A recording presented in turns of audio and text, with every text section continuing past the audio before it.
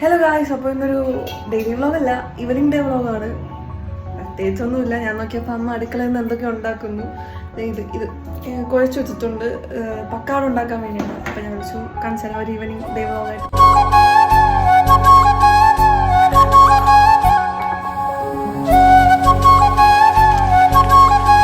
പുറത്ത് ചെറിയ മഴയൊക്കെ പെയ്യുന്നുണ്ട്, വലുതായിട്ടൊന്നും വളരെ ചെറുതായിട്ട്.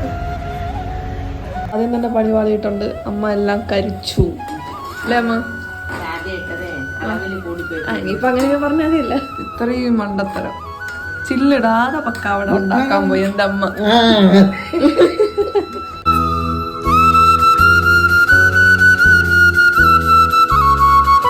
ഒരു ഉരുളി പക്കാവട റെഡി ആയിട്ടുണ്ട് ഗായ്സ്.